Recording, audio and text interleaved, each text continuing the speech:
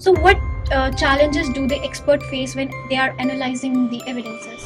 Many of the traces that weren't available back in the day are now actually going to be the key, could be the key to cracking the case. We've had examples in the UK where there's misinterpretation of DNA, and yet we still have very, very poor detection rates, very poor conviction rates around the world.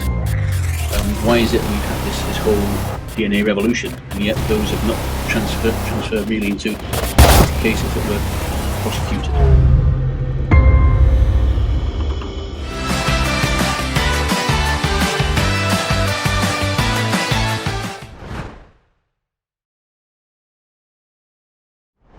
Welcome to SGT Pulse, your daily dose of what's now and what's next. We have got a special guest today, Professor Robert Green, OBE, who is an expert in the field of forensic science. Today, we're going to chat about fingerprints, blood, DNA, and even the stuff on computer that will help us determine what a crime is. We are really going to dive into something really interesting that will blow your mind. So let's get started. Hello, sir. Hello, and thank you for inviting me. You're welcome, sir. My first question to you is, how do you feel to be at SGT University? Very excited. This has been the culmination of a year's worth of planning between the University of Kent and SGT University. I came here first time last year, very briefly, and then since then we've been in negotiation, preparation by the university, and that's going to take place over the next 2 or 3 weeks. So I'll be with you for a good period of time. So, sir, what are the roles of forensics expert in crime scene investigation in United Kingdom? Well, the roles are actually, if we look at the crime scene from the beginning, we can have the crime scene examiner. Crime scene examiner generally works for the police service. They're specialists who are often not sworn police officers, but they are specialists who actually look after the crime scene. Because remember the crime scene as a process from the event all the way through to the laboratory analysis and all the way through to court. So if we get things wrong, at the beginning, they go wrong all the way down the process. So we actually need the specialists at the front end. So we have that function. We have of course, the senior police officers who are actually going to be in charge of the investigation. Then we have the forensic scientist who, in our country, not so much nowadays goes to the crime scenes, but certainly in my experience over the years, would come to visit the scene, to look and give us an opinion on things like blood pattern analysis. So can we tell anything from the spatter of blood? We would certainly have a medical practitioner to actually determine whether the body, if it is a body, suspected murder, whether the body is dead or not. We could have a pathologist to actually come to look in situ, but that's less common nowadays. But those were the roles, and then of course there's the traditional role back in the laboratory when you actually analyse these cases. So it can be broken down. I think the crime event can be broken down into the investigation phase, those early days of the crime being being noticed and investigated and so forth. Very fast moving, very changing, very fast pace. And that next phase, which we call the evaluative phase, which tends to be hopefully a little bit more measured, a little bit more quiet, a little bit more understandable, but the things that happen actually in the lab. So those are the two phases. And then of course the next bit of the forensic process is what happens when it goes to court. And that's a key feature of, do people understand actually the strength of evidence? Usually in India, in the first stage where the evidence collection has to be done, in majority of cases, police do that. Okay. So is it same in the United Kingdom as well? The police officers would be the first responders. Absolutely, they would. They're the first. They're the emergency service. They're the first ones who would actually call the shots, I suppose. If there was a suspicion that this, let's say we're dealing with a murder case, that this is a murder, then they would call in specialists very early on, because we found we actually call it sometimes the golden hour. So if we make these mistakes very early on in an inquiry, everything else seems to cascade downwards. Yeah, but they would call in. They're calling specialists. They would want to have the scene managed very carefully. They would want to determine the four manners of death. One of the things that an investigator will want to determine is, is this murder? If it is a murder, is it this death? Should we say? Is it a murder? Is it a suspicion? Is it a suicide? Is it homicide? Or is it an accidental death? And the police officer who actually makes those very first determinations can actually sway the investigation very much one way or the other. Sometimes it's very obvious what the case is. You have someone who's very clearly been murdered, but sometimes it's a little more nuanced, particularly with cases such as sudden deaths in babies, where there are actually no marks on them, that they've just inexplicably died. Then, of course, there's the sort of poisoning type offences, cases where the person appears okay on the outside, but is effectively poisoned. So, in the second phase, when we analyze evidences, Yeah. So what challenges do the expert face when they are analyzing the evidences? Well, the challenges in the UK are one of speed. So these are cases that have to be turned around very quickly. Yeah, that's the first thing. The second, of course, is accuracy. So although we're in the evaluative phase and we have more of an idea of what's happened, but in that evaluative phase, the need really continues to be speed. So there's a need also to avoid contamination, not just at that stage, but at all stages of the process. So at the front end, where the crime's been discovered, all the way through the laboratory, there's a need to to determine whether or to reduce the possibilities of contamination. So we've got speed, we've got contamination avoidance. We have things like quality standards, making sure that we adhere to the strictest of quality standards, and that's every part of the forensic process is actually done towards what we call a standard operating procedure. So a procedure that's written down, agreed by by the quality standards people, and that everyone in that chain complies with. We actually, we can't make up our own rules how we actually examine this. It actually has to be done to a set period, set of standards. So, sir, according to you, like medical legal people who are in medical field and who are in legal field, who are solving cases, providing evidences and making report for the courts. Yeah. So what do you feel, what role do they play in bringing justice in the cases of murder, homicide and other?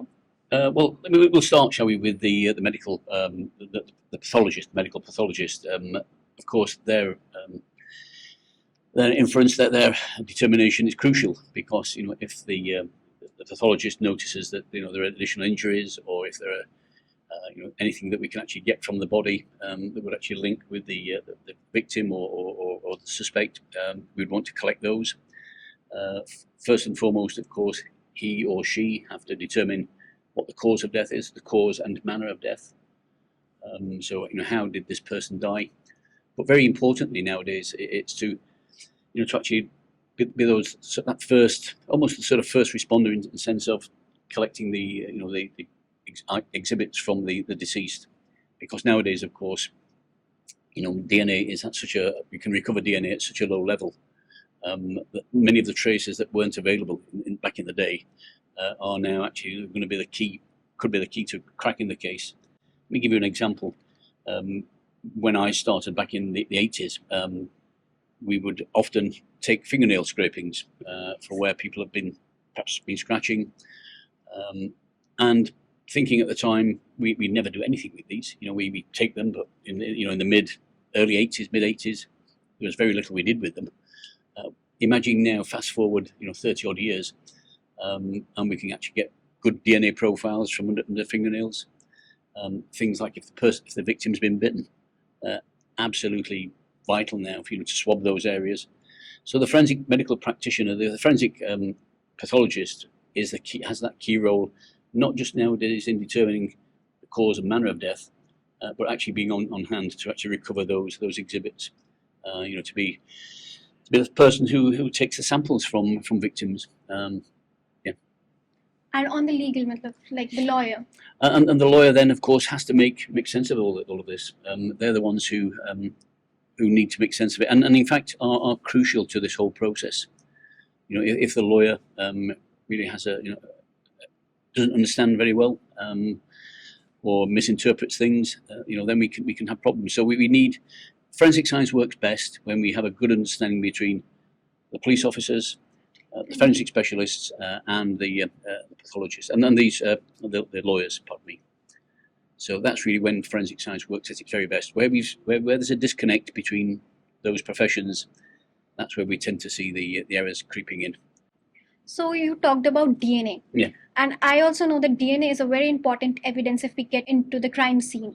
So what do you feel that how does DNA is so important as an evidence, and how does it make an investigation so fast? Because we have to match the DNA, then it can be very tiring.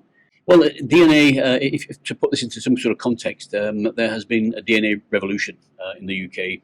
Our DNA database went live in 1995, and that enabled us to move more proactively with the use of forensic science to actually move into telling the police officers who we think actually committed this offence, rather than actually responding to just a connection trying to prove a connection between one and the other.